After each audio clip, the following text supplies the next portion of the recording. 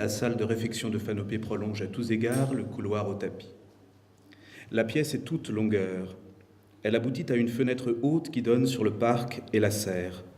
Les carreaux, jaunes, verts ou roses, travaillent la lumière de sorte que le mur demeure côté cour, dans une pénombre accorte et frappée côté jardin, par un rayonnement cru. Dans la pénombre pratiquée, des objets hétéroclites occupent des niches doublées de bois noir. Dans la lumière fane une bibliothèque de volumes inégalement ivoire. Une table interminable prend source sur le seuil et achoppe sur la pierre de seuil de la fenêtre aux couleurs. Un gros homme dont le visage est d'un chien passe la tête par une porte au fond. « Je vous sers quelque chose ?» Foutez le camp Erdmann tonne Calliope qui l'envoie au diable du dos de sa main rousse. La tête a disparu. Erato rejoint Erdmann, passant la petite porte, presque courant. Des éclats de voix, Erdmann, Erato. Celle de l'homme qui est un chien grommelle et consent. Il dérange toujours. Mais vous voulez sans doute déposer vos affaires, vous rafraîchir, vous prendrez quelque chose après. Oh non, j'aimerais bien, vous prendrez quelque chose plus tard. Depuis quelques instants, le visage de Calliope intrigue. Il est surtout mâchoire, et de son regard dévoré, l'on ne sait au juste s'il menace ou s'il dit sa terreur. Ouvrant la porte donnant sur le jardin, Y rencontra.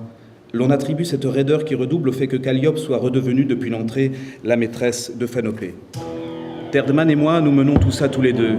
Erdmann est un idiot, mais il m'est très utile, il sait tout faire. Ce n'est pas une façon de parler, il sait vraiment tout faire, et il le fait bien. L'œil de Calliope glace, tout faire. Il est ici depuis longtemps, depuis la saison, j'aurais dû m'en douter. Calliope sourit, il y a un ordre, et avant, il y a eu un chantier naval un peu plus bas, il a fermé, et Erdmann est venu frapper à Fanopé. Un chantier naval, il en reste quelque chose, on peut visiter. Calliope a un sourire mauvais, il y a un ordre.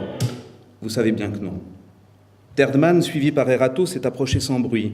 Son visage, couvert de poils noirs, fait patience à la droite de Calliope. L'on réprime un fou rire à la vue de son uniforme rouge et or de fantassin anglais. On dirait un homard matiné de terrier. Fichez-moi tout ça, chambre 5. Vous serez au centre. Au centre 2, au centre. On quitte la grande salle sans insister. On y laisse Erato devant un bol de quelque chose d'encensé et l'on s'engage dans le grand escalier. Erdmann a décroché du tableau une clé à quoi pend une médaille sur quoi une femme chapeautée ouvre la gueule d'un chien fauve. Le cul de Calliope a 2 lèvres rousses qui moutonnent en l'esprit, comme elle vous précède dans l'escalier. On ne lui imagine pas d'amour, pas d'époux. Sa beauté étrange est d'une solitaire. Elle a quelque chose qui galope doucement et qui laisse à la traîne, quelque chose d'une connaissance des fins impitoyable aux flâneurs. Elle va quelque part, comme un roman selon Ereb. Son cul moutonne gentiment pour autre part, devant tous, pour personne. Foscolo égorge Benoît et le suspend en proue. Les sternes se repaissent du visage du jeune homme. L'histoire de Sainte-Anne passe en tête. C'est Calliope. Peut-être Calliope est-elle la petite voyageuse du roman qui la dépose comme Jonas quelque part. Santana, Iséora, la grande mue. Le souffle de Erdmann empeste, l'escalier l'éreinte. Ces bagages qu'Ereb n'a pas fait, où il y a beaucoup trop et pas le nécessaire, où il n'y a pas d'ordre, pèsent comme la terre. La cage d'escalier est un ciel en trompe-l'œil sur quoi l'on a peint des étoiles. Le beau bleu est crevé de salpêtre. Il revient soudain qu'on a aimé les ciels, enfant. Enfant, par exemple, comme l'on y voyait le semis de tous les ors refusés, la promesse d'un règne poussant sur la nuit et s'annonçant dans la jaculation d'étoiles, et dans les nuages qui sont l'envers méchant du monde, la puissance, la gloire et l'éclat de rire maudit des tréteaux et des robes, l'envers formidable et menteur du monde qui s'en va. Comme la gueule noire du souverain bien semant sa promesse sous la voûte inerte de la page piquée d'une porte, d'un jardin, de la fleur pas éclose d'Y, comme la gueule noire de l'arme noire du souverain bien dans le tremblement insistant de la dévastation. Ouvrant la porte donnant sur le jardin, Y rencontra 2 portes sur le seuil. Erdmann ouvre la chambre 5, à droite. « Vous serez mon voisin de palier, commissaire, dit Calliope, dont l'expression ou bien épouvantable ou bien épouvantée est amusante, ou pas, mais comme les nuages, considérable. » Le grondement de quelque chose toujours derrière les nuages et qui, les nuages disparus comme on en a attendu la dispersion, a grondé sans être advenu, jamais advenu. Vous êtes sûr que tout va bien ? Il y a un ordre où Calliope, distraite autant que la question posée par politesse, garde le silence et vous invite à entrer dans la chambre. Après vous, j'ai fait un cauchemar. La nuit, les mousses brunes, des tabourets pour les crapauds, les trous de salpêtre. Après vous, Y rencontra paysages infestés, palus pâles, tables de pierre, règne, sanctuaire. Le papier peint rompu est une voûte causant. La corruption ronde des terres, les petites stèles du bocage, les batteuses en miettes, les réservoirs, les puits. L'auge sur le bord de laquelle est un couple avec chien dont l'homme et la femme sont l'aveugle du train tout à l'heure et qui rempaille. Le souverain bien est le roman d'une dévastation. La mémoire d'un angle dévasté de la terre qu'on traverse et qui pèse ce que pèse un nuage dans les pullulations et les protestations sonores d'un ciel pur, écrasant de gros vers. Des campagnes où rouille l'idéation, mornes après la suture, la bonasse glacée des fenaisons, l'écran que perce la mitraille noire du souverain bien. Commissaire, pardon. Je ne vais pas pouvoir me consacrer à vous plus longtemps, vous êtes chez vous, Terdman vous expliquera, c'est assez simple, somme toute, vous verrez. Je vous retrouve en bas, ou bien pour dîner à 7 heures, vous verrez. On verra. Jérusalem, Nénive et les palupales, le fleuve, la montagne, les grouillements de la mangrove, le crabe mou, le nuage, la dévastation du pli souverain des deux mondes, celui de la voûte aux étoiles, des deux pôles, celui du jardin au nerf noir. Ouvrant la porte donnant sur le jardin, Y rencontra les valissons sur le lit étroit.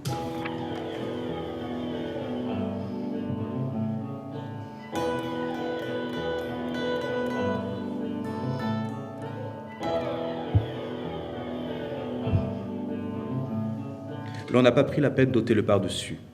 La vareuse de Terdman a poliment pris congé. L'on n'était pas le moins du monde à cette affaire de rideaux que l'on tire, de robinets délicats et de tiédeur du bain. L'écran est posé sur la table, on fume, on l'ignore. On observe le commissaire Lannes dans l'ovale d'un miroir. Fanopé oserait. Ereb écrira-t-elle, Apostole écrira. Ce visage désespère. D'une bobine pareille, comment attendre qu'elle attise en l'esprit qui bat dessous mieux que des figures du renoncement, suicide sans sang versé, nuages ouvrant sur l'azur inane, promenade dominicale, province les dimanches, cette bouteille renversée qui se fait la malle dans la moquette aussi, et Reb marmotte tournant le dos. C'est une figure comme celle-là qu'il voudrait qu'on oxy, apostole, aussi claire que la face d'Ereb est cheminée, calamine rouille de l'auge au rempailleur. L'automne. De quand date le souverain bien, la saison? D'où vient que la main ait lâché prise, que les mollets aient cessé de battre dans l'ouvrage et la dévastation, les récoltes incarnées qui ne lèveront plus? Il n'est rien au monde à quoi cela fût imputable, rien que l'on pût au juste dater. Allongé sur le pelouse, un jour on attendait que les nuages ouvrissent sur un plan ciel vidé de forme, évacué. Quelques départs emportés plus avant, voici un visage qui fume, rien que de régulier, aucun triomphe. Il y a sur le tapis du couloir le couvent de Solis pour faire aller des histoires. Autour, des vaches blanches minées clapotent entre les merles. Ni triomphe, ni même pli pris. Un recouvrement sourd, une traversée pure, entre deux jours, en jours inégaux. Dans l'ovale du miroir, celui qui fume en son automne rempaille du bon Dieu. Y rencontra. C'est pour cela qu'on est parti sans doute. Faire la vie. Nul triomphe, pas d'espérance, pas l'ombre d'une catastrophe. Rien qui gronde depuis la voûte sous le nuage après la flèche qui va son chemin. Un rappel à soi du bon Dieu.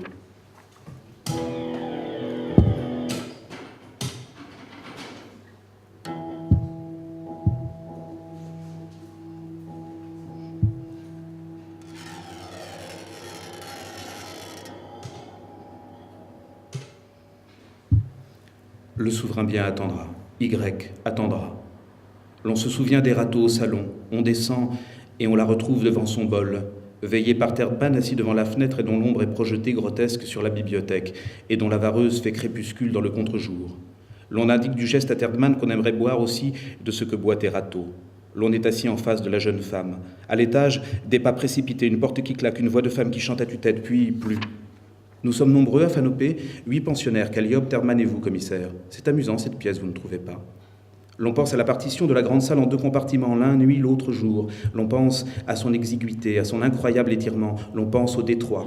Main gauche la nuit, main droite le jour, le portrait, la bibliothèque, les grands temples, le sable, les lions aveugles, la palmeraie, l'âme emportée dans des bordées, la procession des reliques, l'égale séduction des deux rives, celle géométrique où le sang noir de l'œil cave, noir, sanglote des figures, celle des bibliothèques et de la pierre griffée, celle de Ninive et des beaux tombeaux de bord de mer aux constellations d'îles, la rive qui porte un nom et l'autre entre, la procession. La rive des embrassements, la rive entretenue par la touffeur des recouvrements, par les floraisons séminales de ce qui est indistinct, de ce qui est indistinct, de ce qui est indistinct, et la procession. La cour, le jardin, Canaan, le Tabor, et la marche d'Agar de Hébron à Cadès, les mollets durs battant la terre et rempaillant sous la griffe d'oiseaux durs, ou la reverdie de toujours. Israël, Ismaël, les forces tirées des forces, au centre le détroit, la traversée, les deltas, l'armée démantelée, Erato et son bol. Erato et son bol. Cette maison vous intéressera, commissaire. La voix d'Erato est d'une petite fille et cependant ses traits sont francs ou rudes. Il y a cela dans un oiseau. Cet affleurement terrible de l'os avant la joliesse du chant. Aucun oiseau qui ne soit, au fond, l'image au monde d'une agonie, ainsi d'Erato. M'intéressera? Oh oui, il y a eu un crime ici, vous savez, il y a des années, en pleine saison, un crime épouvantable. Le visage d'Erato est un vernis fin sur cartilage et l'appareil mobile sous sa peau chante ou pépit avec des accents on ne sait d'où. Jenny Elfie. Vous avez entendu parler du meurtre de Jenny Elfie? Ma foi non. L'on sait tout sans doute de l'affaire Elfie, Jenny Elfie, mais l'envie est irrépressible de se l'entendre raconter par Erato, d'en entendre au piccolo la mélopée.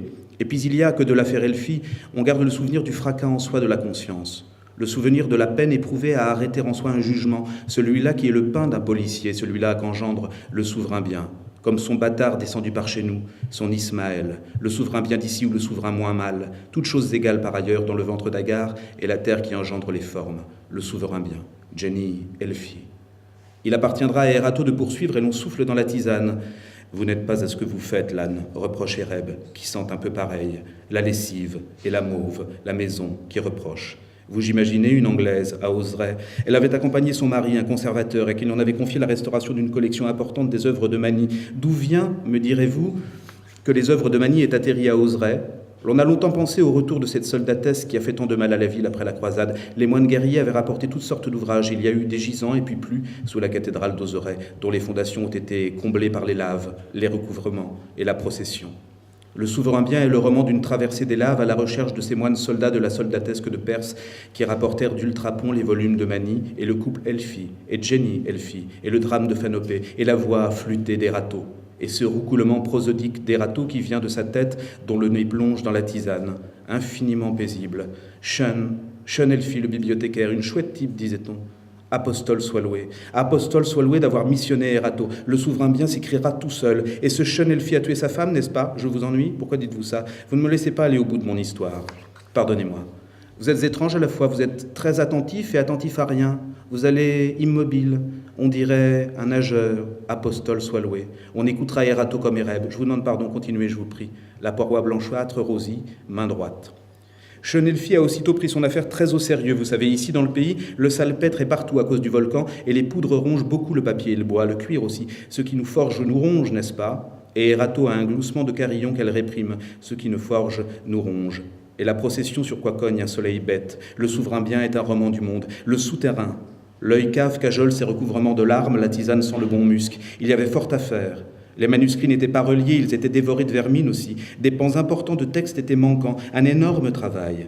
Je vivais à l'époque en face de la bibliothèque, c'était avant d'être malade de la tête, malade au point de venir ici, pensionné à Fanopé. Vous comprenez?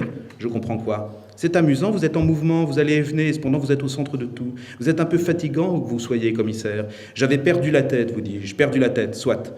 J'habitais juste en face de la bibliothèque et je ne voyais pas M. Elfie en sortir que fort tard. Il y arrivait très tôt le matin, attachait son chien devant l'entrée, une bête silencieuse, un beau chien noir, sage comme une image. Je n'ai jamais vu de Jenny promener le chien. C'était celui de M. Elfie, allez savoir, les couples. C'était bien avant que je perde la tête à cause du chant des oiseaux de nuit. Pardon? Les oiseaux de nuit. Ils ont fini par me dire quelque chose. Il fallait s'y attendre. Ils ont fini par me dire quelque chose. Je les entendais, vous comprenez? J'entendais se dire des choses. De ces choses qu'on entend et qui n'ont pas grand sens. Vous comprenez? Oui. C'est une façon de parler. Vous ne comprenez rien à ce qu'il y a dans l'ordre, vous. On voit bien, il y a pourtant un ordre où cela s'entend. Passons. Si bien que notre Jenny passait la journée en promenade, on a vite compris qu'il ne souhaitait pas qu'elle vînt la déranger dans la bibliothèque. Elle venait matin et soir nourrir le chien, c'est tout.